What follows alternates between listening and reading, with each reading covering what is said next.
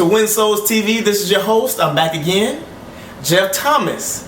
Now, today I have a really good, interesting, really good message for you guys today. And it's a great opportunity behind this. So, let me go ahead and read this to you guys. This is coming out of John 12:40 through 42. Let me go ahead and read that for you guys. He has blinded their eyes and hardened and benumbed their hearts, to keep them from seeing with their eyes and understanding with their hearts and minds, and repenting and turning to me to heal them. Isaiah said this because he saw his glory, talking about God, and spoke of him. And yet, in spite of all this, many, even of the leading men, the authorities and the nobles, believed and trusted in him. But because of the Pharisees, they did not confess it, for fear that they should acknowledge that if they did acknowledge him, they would be expelled from the synagogue.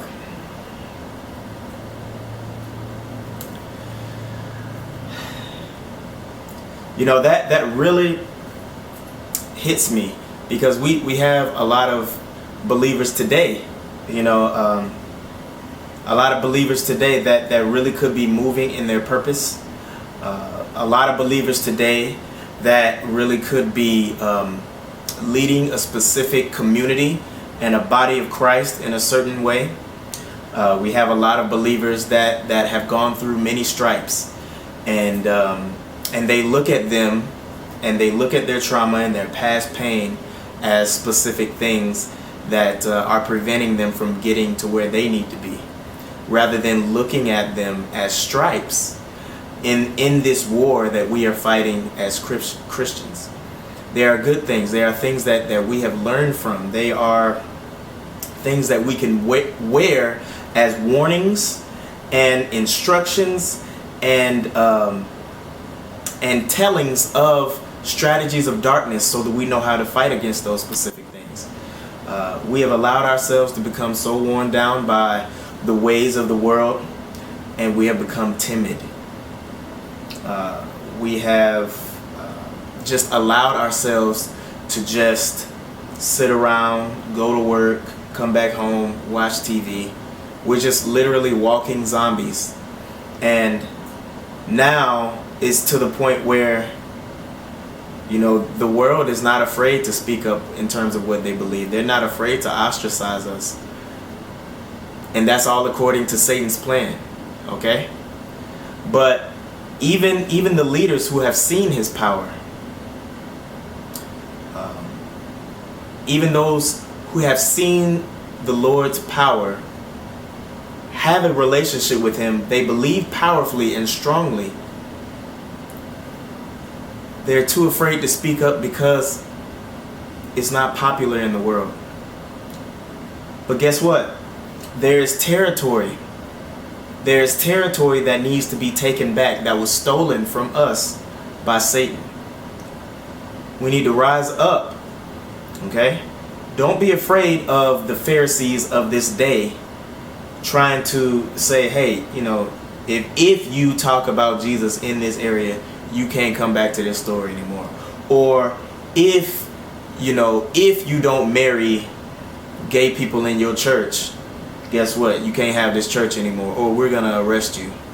Or if you don't bake this cake for a gay marriage, then guess what? We shutting down your store.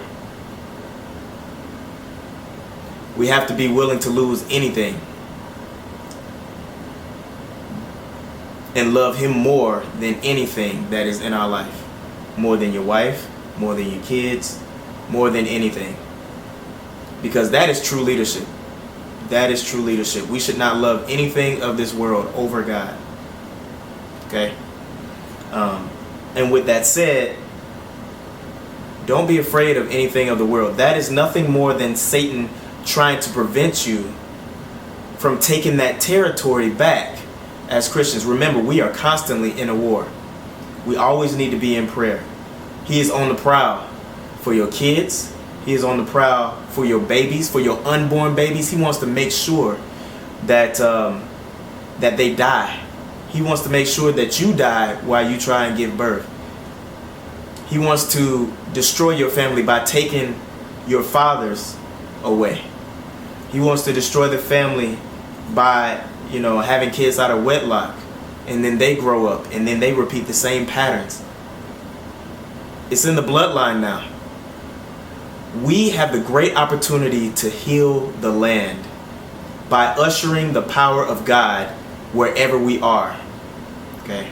Let his kingdom come and his will be done on earth as it is in heaven. But we have to be willing. So open up your mouth and profess God wherever you are. Okay? Michael Van Vlammen said something. It's almost just like, man, you don't want to be seen like a religious freak, or that's always talking about God everywhere he goes. He's just so joyful, but all that you ever hear out of his mouth is, he's just talking about God. It just seems like he's so absent from reality. In reality, he is in reality, but his focus is always on God, right? And people shun those types of individuals, and a lot of us as Christians are afraid to be shunned. We are so afraid on stepping on anybody's toes, but guess what? The world is not afraid of stomping all over us, you see. But the funny thing is that those types of individuals, the ones that seem crazy and like religious freaks, and that are really just on fire for God, those are the first ones that get a phone call when somebody is dying. Those are the first ones that get a phone call when somebody needs prayer over them. It's funny how that works, right? But anyway, I think it's time to be vigilant and stand up. Be bold. And stop looking at the ground. Just like my grandma always says, boy, stop looking at the ground. Ain't nothing down there for you. And it's the truth. It's time to stand up. Be bold wherever you are. You have the power to influence your community and the people around you. What are you going to do about it? Be blessed.